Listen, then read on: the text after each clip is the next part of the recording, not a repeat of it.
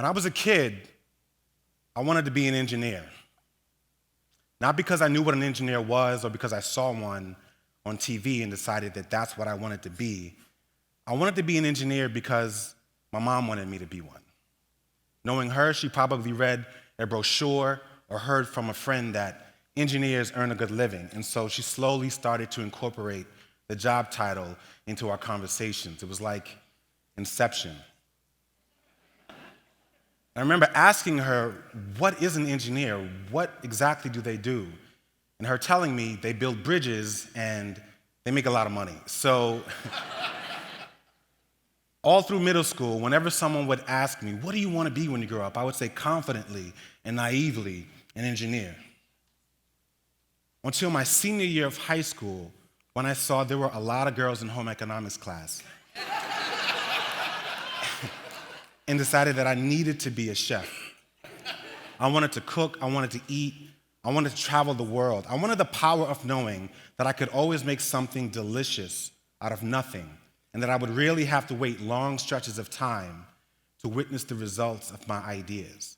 So that's what I did. I went to culinary school, and I became a chef, and I cooked professionally for about 7 years in restaurants and hotels, and I loved almost every minute of it. My years as a chef taught me 3 lessons. First, the importance of a strong work ethic. Because wherever there's a celebration in the world, people typically want to go out to eat, and someone has to be there to prepare that meal. The second lesson was how to cuss in Spanish. Because to build relationships and survive in a professional kitchen, you have to be able to hold your own. The third lesson was the art and science of combining things that seem like they shouldn't go together. We would take oils and vinegars, polar opposites, emulsify them and create what you know as vinaigrettes. For one of my favorites, we would take lemons and char them on a really hot grill. And when you do that, you transform something tart into something sweet. In the colder months, we would take the toughest part of an animal, usually the most muscular parts, and we'd braise that with rock-hard root vegetables. And when you do that, you transform something chewy into something tender, and it just falls apart in your mouth. So I guess you could say what I was learning was that by adding heat and pressure to things, you could transform it.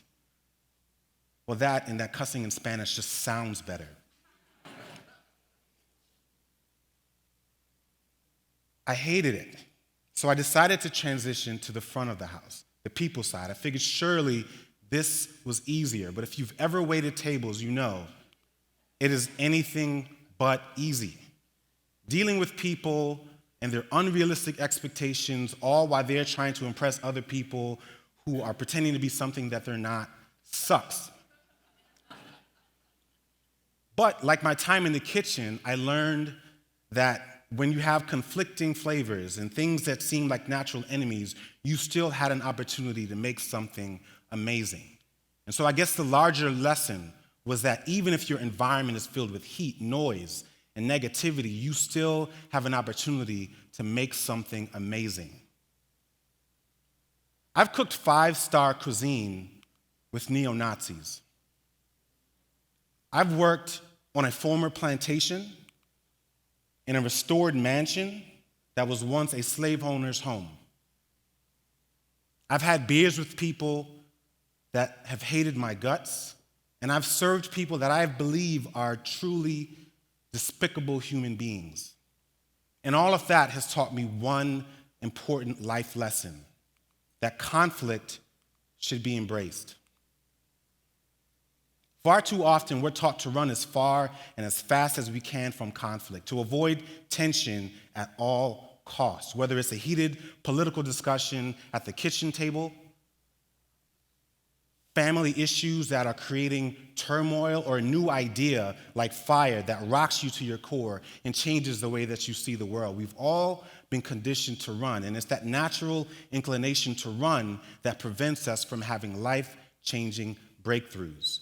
And the same is true for internal conflicts, conflicts of the identity. As a first-generation immigrant, I know this all too well, and so I feel inclined to speak about it.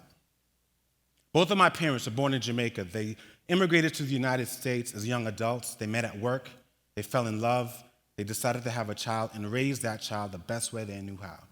They raised me the way they were raised. The only difference was they were born and raised on a small island in the Caribbean, and I was raised in Brooklyn, New York City. Everything was different. And though she tried to raise me in a densely populated Caribbean community, America would slowly start to shape my identity. And she hated it.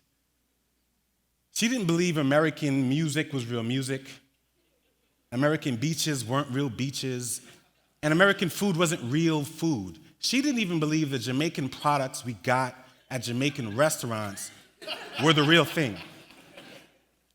And so whenever she would see glimpses of America in me, she would try to smother it with all things Jamaican. And this created a conflict in me because in order for me to become the person I needed to be, I needed to embrace the American way of doing things. The more I did that, the better I got at it. But the better I got at it, the less I could identify with my mother. And so I had to learn how to code switch.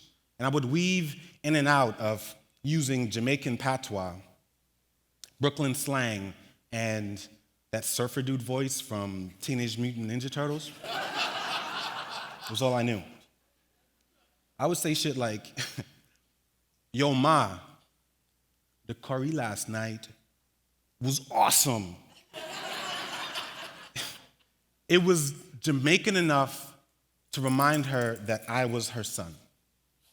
It was Brooklyn enough for me to feel like myself, and it was American enough to show her that I was making progress in the real world. See, when you run from conflict, you give up on opportunities to change your life before you even start. But when you embrace conflict, even if you don't get the immediate intended result, you come out the other side a better version of yourself. As I think about this, and I reflect back on my relationship with my mom, and how every time she would see glimpses of America in me, she'd try to force feed me Jamaican food, I think back on my times as a chef. And naturally, I decided to explore the cuisine, and I was amazed with what I found. Jamaican cuisine is a combination of several things. The stews of Africa, the pastries from the British, the soy from the Chinese, and the curries from India.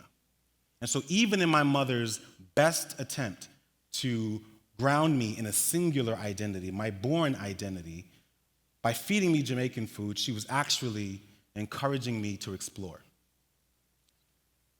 And as I think about that, I also think about the old saying that you are what you eat.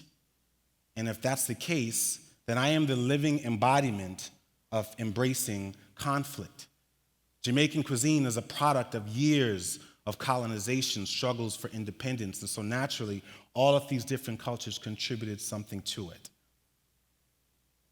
So if we haven't met yet, I don't just look forward to meeting you. I look forward to meeting the person you're becoming, and hopefully, in the not-too-distant future, the financially independent version of you. Thank you.